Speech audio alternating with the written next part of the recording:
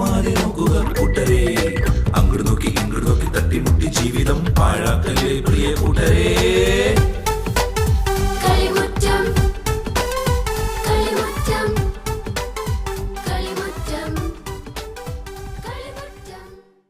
എല്ലാ കൊച്ചു കൂട്ടുകാർക്കും കളിമുറ്റത്തിന്റെ ഇന്നത്തെ എപ്പിസോഡിലേക്ക് സ്വാഗതം. കൂട്ടുകാരെ, നിങ്ങൾക്കെല്ലാവർക്കും സുഖമാണോ? എങ്കിൽ നമുക്ക് ഒട്ടും വൈകാതെ ഇന്നത്തെ സെഗ്മെന്റുകളെ പരിചയപ്പെട്ടാലോ? ആദ്യത്തെ സെഗ്മെന്റാണ് കാട്ടിലെ കൂട്ടുകാർ. രണ്ടാമത്തെ സെഗ്മെന്റാണ് അന്നമോളും കാവൽമാലാഖിയും. മൂന്നാമത്തെ സെഗ്മെന്റാണ് വായനശാല. നാലാമത്തെ സെഗ്മെന്റാണ് രാഗസങ്കീർത്തനം. അഞ്ചാമത്തെ സെഗ്മെന്റാണ് ഉണ്ണിവചനങ്ങൾ. ആറാമത്തെ സെഗ്മെന്റാണ് കളിയരങ്ങ്. ഏഴാമത്തെ സെഗ്മെന്റാണ് സന്തോഷ ജന്മദിനം. എട്ടാമത്തെ സെഗ്മെന്റാണ് വാർത്തയിലെ താരം. ഒമ്പതാമത്തെ സെഗ്മെന്റാണ് നിറക്കൂട്ടം.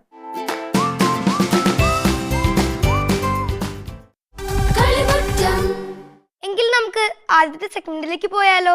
ആദ്യത്തെ സെഗ്മെന്റാണ് കാട്ടിലെ കൂട്ടുകാർ. ഇന്ന് പുള്ളിമാൻ ഏത് കഥയായിരിക്കും പറയാൻ പോകുന്നത്?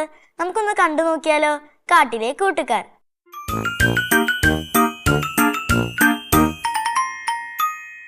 ഈശോ മിശിഹായിക്ക് സ്തുതിയായിരിക്കട്ടെ. എല്ലാവർക്കും സുഖമാണോ? നമുക്കെല്ലാവർക്കും സഹോദരന്മാരുണ്ടല്ലേ? നമ്മൾ അവരോട് വഴക്കിടാറുണ്ടോ? ഇല്ല. അതുപോലെ തന്നോട് ക്രൂരത ചെയ്ത തന്റെ സഹോദരന്മാരോട് സ്നേഹിച്ച് ക്ഷമിച്ച ഒരാളെ പറ്റി ഇന്ന് കേട്ടാലോ? യാക്കോബിന്റെ 12 മക്കളിൽ ഇളയവനായിരുന്നു ജോസഫ്. യാക്കോബിന് ജോസഫിനോട് ഒരു പ്രത്യേക ഇഷ്ടമുണ്ടായിരുന്നു. അതുകൊണ്ട് തന്നെ ജോസഫിന് നീണ്ട കൈനീളമുള്ള വസ്ത്രങ്ങളെല്ലാം യാക്കോബ് കൊടുത്തിരുന്നു. പക്ഷേ സഹോദരന്മാർക്ക് ഇതൊന്നും ഇഷ്ടമായിരുന്നില്ല. അവർക്ക് അവനോട് വല്ലാത്തൊരു ദേഷ്യമുണ്ടായിരുന്നു. ജോസഫിന് ഒരു പ്രത്യേക കഴിവുണ്ടായിരുന്നു. എന്താണെന്നറിയാമോ? ഇല്ല. ജോസഫിന് സ്വപ്നങ്ങൾ വ്യാഖ്യാനിക്കാൻ കഴിയുമായിരുന്നു. ഒരിക്കൽ ജോസഫ് ഒരു സ്വപ്നം കണ്ടു. ആ സ്വപ്നം വ്യാഖ്യാനിച്ച് തന്റെ സഹോദരന്മാരോട് ജോസഫ് പറഞ്ഞു. പക്ഷെ ആ സ്വപ്നത്തിന്റെ വ്യാഖ്യാനം സഹോദരന്മാർക്ക് അത്ര പിടിച്ചില്ല. അവർക്ക് അവരോടുള്ള ദേഷ്യം വർദ്ധിച്ചു വന്നു. ഒരിക്കൽ തന്റെ മക്കളെയെല്ലാം യാക്കോബ് വയലിലേക്ക് അയച്ചു. ആ വയലിൽ വെച്ച് തന്റെ സഹോദരനെ ഇല്ലായ്മ ചെയ്യാൻ സഹോദരന്മാർ പദ്ധതിയിട്ടു. അങ്ങനെ ജോസഫിനെ സഹോദരന്മാരെല്ലാവരും കൂടി ഒരു പൊട്ടക്കിണറിൽ തള്ളിയിട്ടു. എന്നിട്ടെന്താ സംഭവിച്ചേ? ഈ പൊട്ടക്കിണറിൽ തള്ളിയിട്ടിട്ട് ഒരു കാര്യവുമില്ലെന്നറിഞ്ഞ സഹോദരന്മാർ അതിലേ വന്നവർക്ക് ജോസഫിനെ വിറ്റു. അവർ ഈജിപ്തിലേക്ക് പോയി ജോസഫിന് പോത്തിഫറിന് കൈമാറി. ഈ സമയം യാക്കോബിനെ ജോസഫിന്റെ വസ്ത്രങ്ങളിൽ ചൂര പുരട്ടി സഹോദരന്മാർ കാണിച്ചു. തന്റെ പ്രിയപ്പെട്ട മകൻ മരിച്ചുവെന്നറിഞ്ഞപ്പോൾ യാക്കോബിന് വളരെയധികം സങ്കടമായി. ദൈവം എപ്പോഴും ജോസഫിന്റെ കൂടെ ഉണ്ടായിരുന്നു. അതുകൊണ്ട് തന്നെ ജോസഫിന് ആദ്യകാലങ്ങളിൽ ഈജിപ്തിൽ വലിയ ബുദ്ധിമുട്ടുകളില്ലായിരുന്നു. പക്ഷെ ഒരു ദിവസം പോത്തിഫറിന്റെ ഭാര്യ ജോസഫിനെ കള്ളക്കേസിൽ കുടുക്കി ജയിലിലാക്കി. പിന്നീട് ജയിലിൽ കിടന്ന് ജോസഫ് സ്വപ്നങ്ങൾ മറ്റുള്ളവർക്ക് വ്യാഖ്യാനിച്ചു കൊടുത്തു.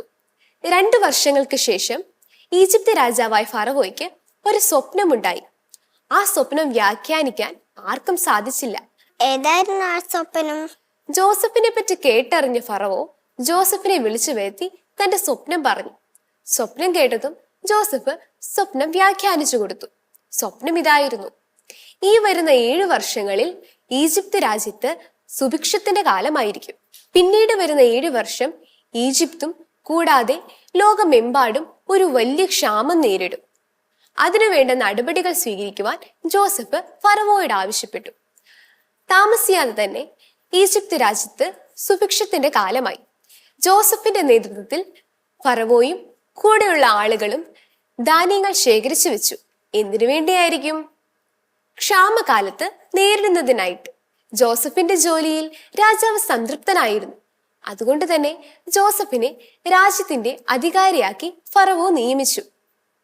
കുറെ വർഷങ്ങൾക്ക് ശേഷം ലോകമെമ്പാടും ക്ഷാമം നേരിട്ടു. എന്നിട്ട് എന്താ സംഭവിച്ചേ? ഈ സമയം യാക്കോബ് ഈജിപ്ത് രാജ്യത്ത് ധാന്യങ്ങൾ ഉണ്ടെന്നറിഞ്ഞപ്പോൾ തന്റെ മക്കളെ ഈജിപ്ത് രാജ്യത്തേക്ക് അയച്ചു. തന്റെ സഹോദരന്മാർ ജോസഫിന്റെ അടുക്കൽ ചെന്ന് ധാന്യം ആവശ്യപ്പെട്ടു. സഹോദരന്മാരെ കണ്ടതും ജോസഫ് തന്റെ സഹോദരന്മാരെ തിരിച്ചറിഞ്ഞു. പക്ഷെ സഹോദരന്മാർക്ക് ജോസഫിനെ മനസ്സിലായില്ല. തന്റെ സഹോദരന്മാർ ചെയ്ത കുറ്റം എന്താണെന്ന് അവർ തിരിച്ചറിയണമെന്ന് ജോസഫ് ആഗ്രഹിച്ചു. അത് ജോസഫ് ചെയ്യുകയും ചെയ്തു. പിന്നീട് സഹോദരന്മാർ അവരുടെ തെറ്റു മനസ്സിലാക്കിയപ്പോൾ ജോസഫ് അവരോട് ക്ഷമിച്ച് അവരോടൊത്ത് ഒരുമിച്ച് കഴിഞ്ഞു. തന്റെ മകൻ ജീവിച്ചിരിപ്പുണ്ടെന്നറിഞ്ഞപ്പോൾ യാക്കോബിന് വളരെയധികം സന്തോഷമായി. ഈ കഥയിൽ നിന്ന് നിങ്ങൾക്ക് എന്താ മനസ്സിലായത്? നമ്മളോട് ആരെങ്കിലും തെറ്റ് ചെയ്താലും നമ്മൾ അവരോട് ക്ഷമിക്കണം. അതെ, നമ്മളോട് ആരെങ്കിലും തെറ്റ് ചെയ്തിട്ടുണ്ടെങ്കിലും നമ്മൾ അവരോട് ക്ഷമിക്കണം. ജോസഫിനെ പോലെ മറ്റുള്ളവരെ സ്നേഹിച്ച് ക്ഷമിക്കുന്നവരായി നമുക്ക് ജീവിക്കാം. അടുത്തയാഴ്ച വേറൊരു കഥയുമായി നമുക്ക് കാണാം. കൊച്ചു കൂട്ടുകാരെ, പുള്ളിമാൻ പറഞ്ഞ കഥ നിങ്ങൾക്ക് ഇഷ്ടമായോ? എങ്കിൽ നമുക്ക് രണ്ടാമത്തെ സെഗ്മെന്റിലേക്ക് പോവാം. രണ്ടാമത്തെ സെഗ്മെന്റ് ആണ് അന്നമോളും കാവൽ മാലാഖയും. കുസൃതി കുടുക്കിയായ അന്നമോളുടെ ഇന്നത്തെ സംശയം എന്തായിരിക്കും? നമുക്കൊന്ന് കണ്ടു നോക്കിയാലോ? അന്നമോളും കാവൽ മാലാഖയും.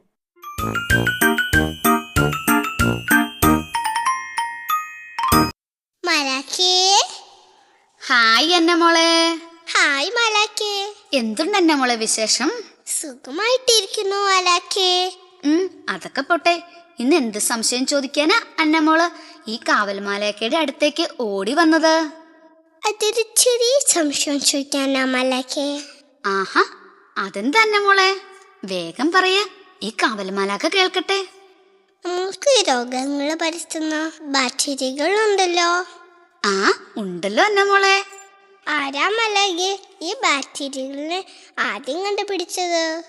അത് പറയും മുമ്പ് ഈ മാലാക ഒന്ന് ചോദിക്കട്ടെ അന്നമോളോട്. എന്താണ് ബാക്ടീരിയ എന്ന് അന്നമോൾക്ക് അറിയാമോ? ഇല്ലല്ലോ മലാക്കേ. പ്രോകാരിയോടുകളായ സൂക്ഷ്മജീവികളാണ് ബാക്ടീരിയകൾ. പ്രോട്ടിസ്റ്റ എന്ന ഫൈലത്തിലാണ് അവയെ ശാസ്ത്രജ്ഞന്മാർ ഉൾപ്പെടുത്തിയിരിക്കുന്നത്. ആന്റണി വാൻ ലുവൻഹോക്ക് എന്ന നെതർലൻഡുകാരനായ വ്യാപാരിയാണ് ആദ്യമായി ബാക്ടീരിയയെ കണ്ടെത്തിയത്. വസ്ത്രവ്യാപാരിയായിരുന്നെങ്കിലും അദ്ദേഹം സൂക്ഷ്മദർശിനികൾ ഉണ്ടാക്കാനുള്ള പരീക്ഷണങ്ങൾ നടത്തിയിരുന്നു അന്നമോളെ. അങ്ങനെ ഒരു പരീക്ഷണം നടത്തിക്കൊണ്ടിരിക്കുന്നതിന്റെ ഇടയിലാണ് ആന്റണി വാൻ ലുവൻഹോക്ക് ഒരു ബാക്ടീരിയയെ കണ്ടെത്തിയത്. 1676 കേട്ടോ അന്നമോളെ അത്. ആട്ടെ, ബാക്ടീരിയയുടെ വലിപ്പം എത്രയാണെന്ന് അന്നമോൾക്ക് അറിയണ്ടേ? വേണം മലാക്കേ. 0.5 മൈക്രോൺ മുതൽ 15 മൈക്രോൺ വരെയാണ് ഒരു ബാക്ടീരിയയുടെ വലുപ്പം. മൈക്രോൺ അഥവാ മൈക്രോമീറ്റർ എന്ന് വെച്ചാൽ മില്ലിമീറ്ററിന്റെ 1000ൽ 1 ഭാഗമാ അന്നമോളെ. ഇനി ബാക്ടീരിയകൾ തന്നെ പല ആകൃതിയിലുണ്ട്. അതേതൊക്കെയാ മലാക്കേ? ഉരുണ്ട ആകൃതിയിൽ കാണപ്പെടുന്ന ബാക്ടീരിയയാണ് കോക്കസ്. ഒരു ദണ്ടിന്റെ അല്ലെങ്കിൽ വടിയുടെ ആകൃതിയിൽ കാണപ്പെടുന്ന ബാക്ടീരിയയാണ് ബാസിലസ്. വക്രാകൃതിയിൽ വളഞ്ഞു പൊളഞ്ഞ് ഉള്ള ബാക്ടീരിയയാണ് സ്പൈറൽ. എന്തോരം തരത്തിലുള്ള ബാക്ടീരിയകളുള്ളത്? അതേ അന്നമോളെ. എങ്കിൽ എന്റെ അന്നമോൾ വേഗം വീട്ടിലോട്ട് പോയിക്കോട്ടോ, അല്ലെങ്കിൽ ചിലപ്പം മമ്മി വിളിക്കും. ശരി മലാക്കേ. ബൈ അന്നമോളെ. ബൈ മലാക്കേ. കൊച്ചു കൂട്ടുകാരെ, അന്നമ്മളുടെ സംശയം കാരണം കുറെ കാര്യങ്ങൾ നിങ്ങൾക്ക് അറിയാൻ പറ്റിയില്ലേ? എങ്കിൽ നമുക്ക് അടുത്ത സെഗ്മെന്റിലേക്ക് പോവാം. മൂന്നാമത്തെ സെഗ്മെന്റ് ആണ് വായനശാല. ഇന്ന് വായനശാലയിൽ ഏഞ്ചൽ ഏത് പുസ്തകമായിരിക്കും നമ്മൾ പരിചയപ്പെടുത്താൻ പോകുന്നത്? നമുക്കൊന്ന് കണ്ടു നോക്കിയാലോ? വായനശാല.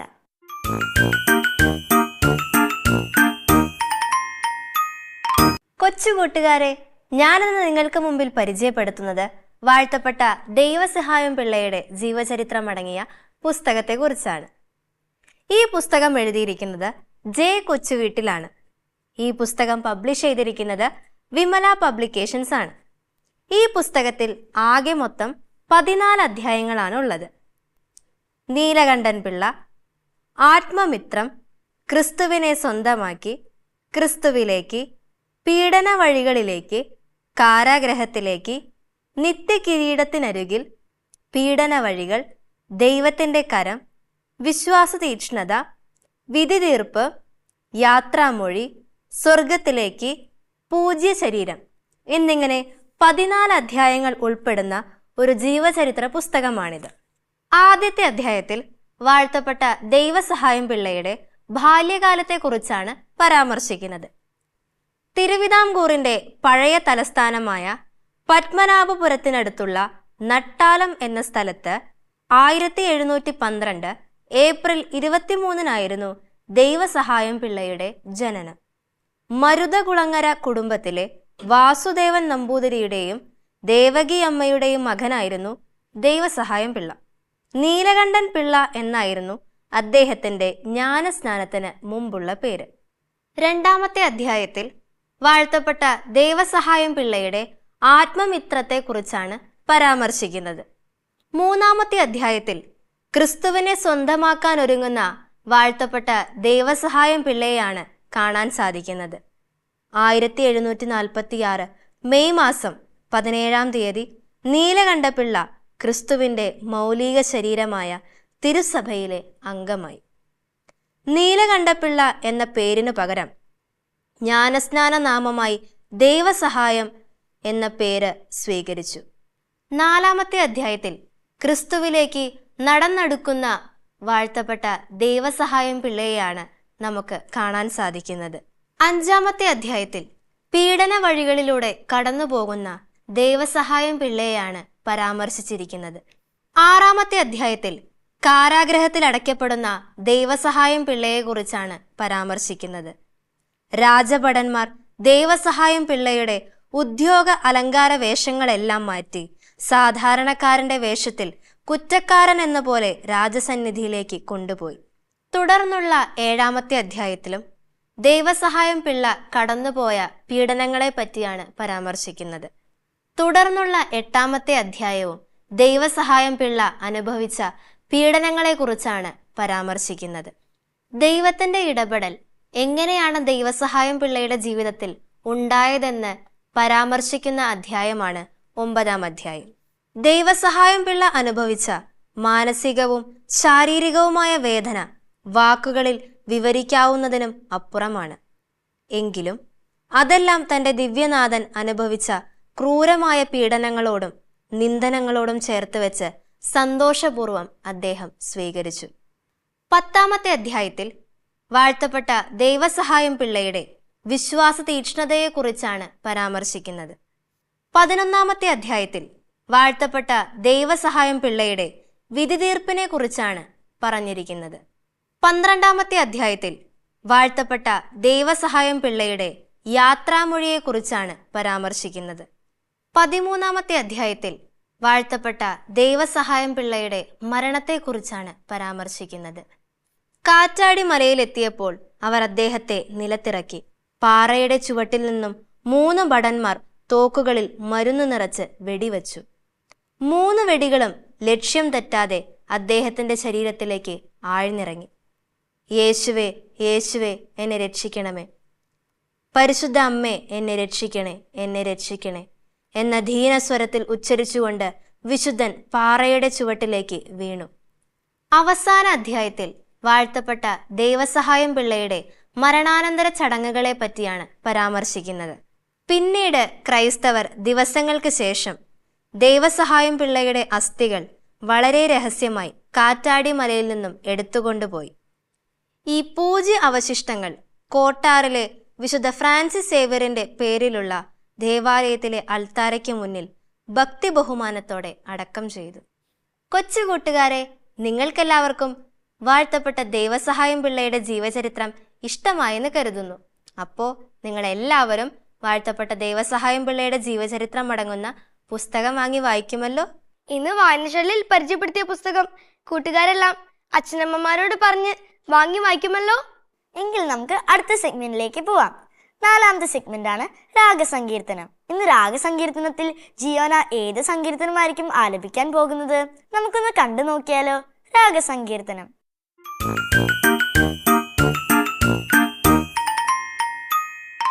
എന്റെ ദൈവമായ കർത്താവേ, അങ്ങിൽ ഞാൻ അഭയം തേടുന്നു. എന്നെ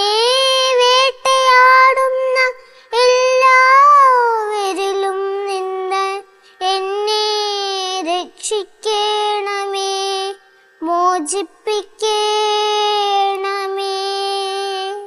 അല്ലെങ്കിൽ സിംഹത്തെ പോലെ അവർ എന്നെ ചീന്തിക്കീറും.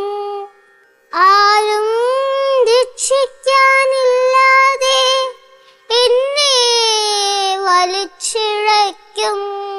എന്റെ ദൈവമായ കർത്താവേ, ഞാനതു ചെയ്തിട്ടുണ്ടെങ്കിൽ, ഞാൻ തിന്മ പ്രവർത്തിച്ചിട്ടുണ്ടെങ്കിൽ, ഞാൻ എന്റെ സുഹൃത്തിന് തിന്മ പ്രതിഫലം കൊടുത്തിട്ടുണ്ടെങ്കിൽ, ആ കാരണമായി ശത്രുവിനെ കൊള്ളയടിച്ചിട്ടുണ്ടെങ്കിൽ, ശത്രു എന്നെ പിന്തുടർന്നു കീഴടക്കിക്കൊള്ളട്ടെ.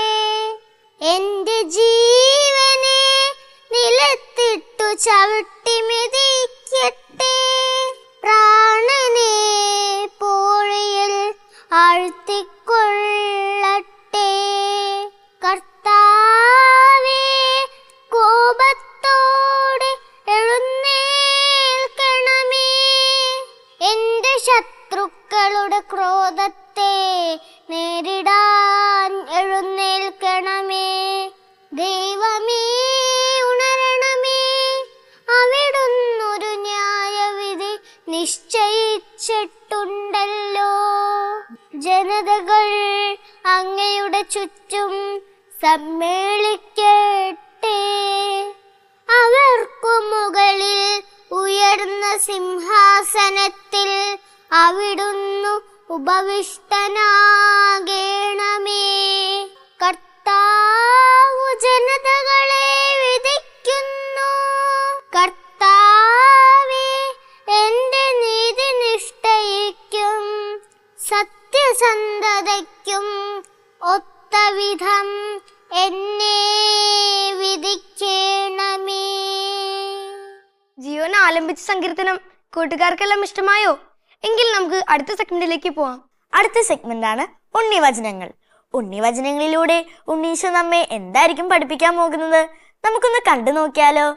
ഉണ്ണിവചനങ്ങൾ.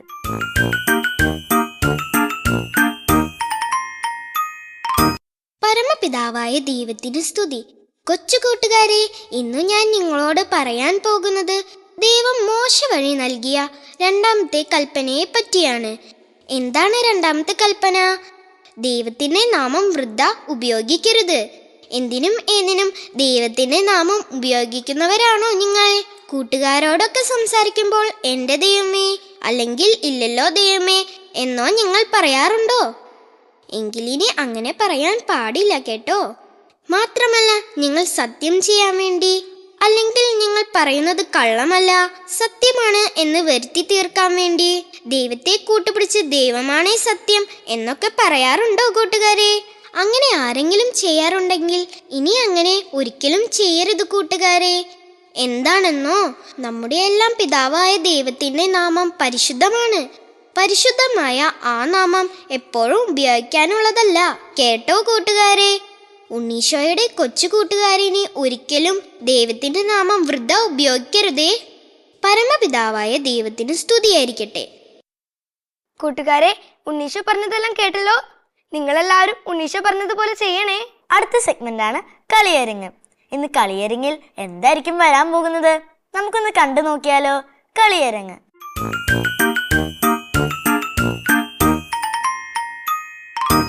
മാന്യസദസ്സിന് വന്ദനം. നീതിമാനായ ജോബിനെ പരീക്ഷിക്കുവാൻ ദൈവം സാത്താനെ അനുവദിക്കുന്ന ഒരു രംഗമാണ് ഞാൻ ഇവിടെ അവതരിപ്പിക്കുന്നത്. യഹോവയായ ദൈവമേ, അങ്ങ് എനിക്ക് തന്ന എല്ലാ ദാനങ്ങൾക്കും സൗഭാഗ്യങ്ങൾക്കും ഞാൻ അങ്ങേക്ക് നന്ദി പറയുന്നു. ഇവൻ ജോബ്, ദൈവത്തിന്റെ പ്രിയപ്പെട്ട ദാസൻ. ഇവനെ ഞാൻ എന്റെ ദാസനാക്കും. ഇവൻ ഇവന്റെ ദൈവത്തെ തള്ളിപ്പറയും. ദൈവമേ, എന്റെ ശരീരത്തിന് എന്ത് പറ്റി? എന്റെ ശരീരം മുഴുവൻ മുറിവുകൾ. എനിക്ക് സഹിക്കാൻ പറ്റുന്നില്ല. എന്റെ നിലവിളി ചെവിക്കൊള്ളണമേ. എനിക്ക് സഹിക്കാൻ പറ്റുന്നില്ല. നാണമില്ലേ ജോബേ? നീ ഇപ്പോഴും അവനെ വാഴ്ത്തിപ്പാടുന്നു. നിന്നെ രക്ഷിക്കാൻ ആരും വരില്ല. ഞാൻ നിന്നെ രക്ഷിക്കാം. എന്നെ പ്രാർത്ഥിക്കുവിൻ. ഇല്ല, ഞാൻ എന്റെ ദൈവത്തെ തള്ളിപ്പറയുകയില്ല. എല്ലാം എല്ലാം എല്ലാം അവിടുത്തെ ദാനമാണ്. ദൈവം തന്നു, ദൈവം എടുത്തു. ദൈവത്തിന് നാം മഹത്വപ്പെടട്ടെ. എന്താ മനുഷ്യ, നിങ്ങൾ നിങ്ങളുടെ ഭക്തി മുറുകെ പിടിച്ചുകൊണ്ടിരുന്നോ? എനിക്ക് വയ്യ നിങ്ങളെ നോക്കാൻ. ഞാൻ പോകുക. എന്താ ജോബേ, നിന്റെ ഭാര്യ നിന്നെ ഉപേക്ഷിച്ചില്ലേ? നിന്റെ മക്കൾ നിന്നെ വലിച്ചെറിഞ്ഞില്ലേ? നിന്റെ കൂട്ടുകാർ നിന്നെ പിരിഞ്ഞില്ലേ? ഇതെല്ലാം ഞാൻ നിനക്ക് തരാം. എന്നെ പ്രാർത്ഥിക്കുവിൻ. ഇല്ല, സതാനെ ദൂരെ പോ. യഹോവയുടെ നാമത്തിൽ ഞാൻ കൽപ്പിക്കുന്നു, ദൂരെ പോ, ദൂരെ പോ, പോകാൻ. എന്റെ ശരീരം പഴയതുപോലെ ആയിരിക്കുന്നു. എനിക്കെല്ലാം തിരികെ കിട്ടിയിരിക്കുന്നു. യഹോവയ്ക്ക് 1000 നന്ദി. അങ്ങനെ പ്രിയപ്പെട്ടവരെ, നമുക്ക് പഴയ നിയമത്തിലെ ജോബിനെ പോലെ പ്രാർത്ഥിക്കാം. ദൈവം തന്നു, ദൈവം എടുത്തു. ദൈവത്തിന്റെ നാമം മഹത്വപ്പെടട്ടെ. നന്ദി, നമസ്കാരം. കൂട്ടുകാരെ, നിങ്ങൾക്കെല്ലാവർക്കും ഇന്നത്തെ കളിയരങ്ങ് ഇഷ്ടമായോ? എങ്കിൽ നമുക്ക് കൊച്ചു കൂട്ടുകാരെ ഏറെ സന്തോഷിപ്പിക്കുന്ന സെഗ്മെന്റിലേക്ക് പോയാലോ? സന്തോഷ ജന്മദിനം.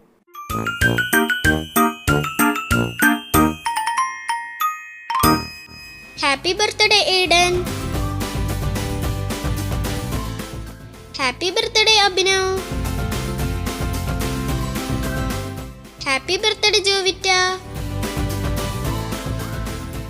കൂട്ടുകാരെ, നിങ്ങളുടെ ബർത്ത്ഡേയും ഞങ്ങളെ അറിയിച്ചാൽ നിങ്ങളെയും കളിമുറ്റത്തിലൂടെ ഞങ്ങൾ വിഷ് ചെയ്യാം. ഇനി നമുക്ക് 8ാമത്തെ സെഗ്മെന്റിലേക്ക് പോയാലോ? വാർത്തയിലെ താരം.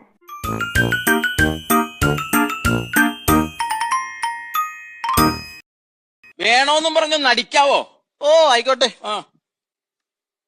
വേണം വേണം വേണം വേണം, എനിക്കിത് വേണം. എന്തേ നിന്നെയൊക്കെ കൊണ്ടുവന്നതിൽ അതെന്താ? ഒന്ന് മുക്കി അടിക്കാവോ? ഒന്ന് നാളെ പറയണ്ട അങ്ങോട്ടോ.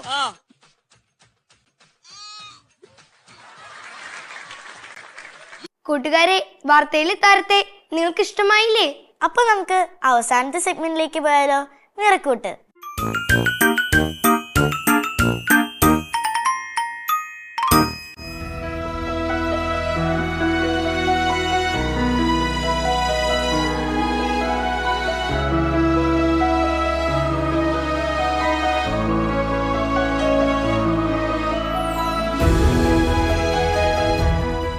കൂട്ടുകാരെ, നിങ്ങൾക്കും ഇതുപോലെ കഥകൾ പറയാനും പാട്ടുപാടാനും പടങ്ങൾ വരയ്ക്കാനും ഒക്കെ കഴിവുകളുണ്ടോ? എങ്കിൽ നിങ്ങൾക്ക് തീർച്ചയായും കളിമുറ്റത്തിൽ പങ്കെടുക്കാം. അതിനായി ഞങ്ങളെ കോൺടാക്ട് ചെയ്യേണ്ട അഡ്രസ്, ഒപ്പം നിങ്ങളുടെ അഭിപ്രായങ്ങളും നിർദ്ദേശങ്ങളും ഞങ്ങളെ എഴുതി അറിയിക്കാൻ മറക്കരുത്. The producer, Kalimuttam, divine vision, divine retreat centre, Muringoor PO, Chalakudy, Thrissur. Pin 680309. Email kalimuttmgtv24@gmail.com. Phone 8606460033. കൊച്ചു കൂട്ടുകാരെ, നിങ്ങൾക്ക് ഇന്നത്തെ കളിമുറ്റത്തിന്റെ എപ്പിസോഡ് ഇഷ്ടമായോ? എങ്കിൽ അടുത്ത ആഴ്ച ഇതിന് നല്ലൊരു എപ്പിസോഡുമായി ഞങ്ങൾ വീണ്ടും വരും. Till then, by.